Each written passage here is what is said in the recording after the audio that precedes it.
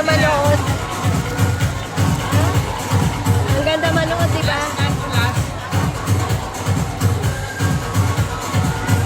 Basta dito hindi sila mapapansin eh. Mula sa payak na baryo, tungo sa isa sa pinakamaunang na lungsod sa lalawigan. Dala ang inspirasyong ito sa mabukulay at nililihali ng damit at sayaw. Patuloy na umuunlad at nakaharap tungo sa pagbabago.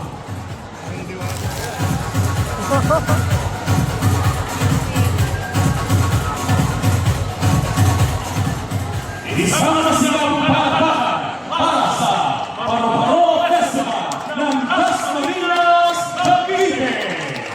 Welcome to Paro-Paro, capital of the Philippines!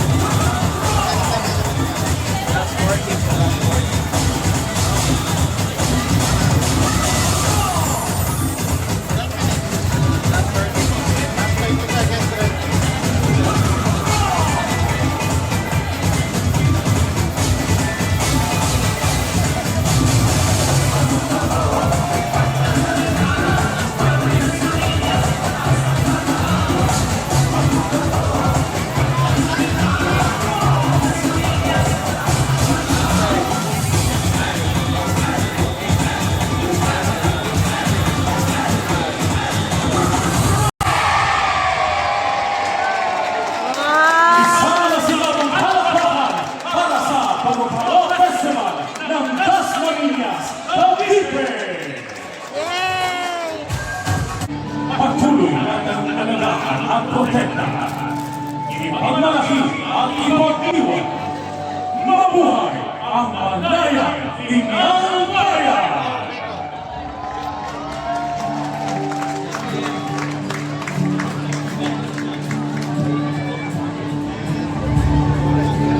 Inang Bayan at ang awit ng karagatan. Ang buhay natin ay dumagaan sa karagatan at sa araw-araw na pakikibaka ng ating mga pangingisda at mananayan. Masalimuon ang anak ng kolonyalismo. 127 taong kalayaan na hanggang ngayon ay patuloy natin ipinaglalaban para sa Inang Bayan at sa mga susunod na henerasyon. Hindi magwawakas ang pakikipagsapalaran ng bawat Pilipino hanggang mayroon ng aapi at umaabuso sa karapatan ng ating bansa. Inang Bayan, simbolo ng katatagan ng mga Pilipinong hindi na muling pasisiin sa mga dayuhan. Lupang sinilangan, lupang saksi sa paninindigan ng mamamayang Pilipino na makamit ang tunay na ibig sabihin ng kalayaan. Ang pagdaloy ng ating dugo at mga pangarap sa alat ng karagatan ay kumakatawan sa kasalukuyang pakikipaglaban para sa ating karagatan.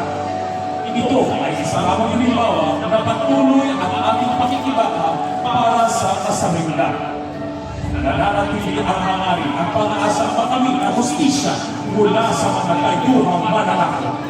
Sa bawat pagsubok, may liwanag na magsisilbing gabay upang laging naging pili ang pagmamahal sa Inang Bayan. Ilang taon man nakaranas ang kadiliman sa ating kasaysayan, ang bawat pagsikat ng araw ang sumasagisa sa panibagong pag-asa at pagkakataon na makamit ang tunay at lakas na kalayaan. Kalayaan na may hustisya, pagmamalasakit at pag-ibig.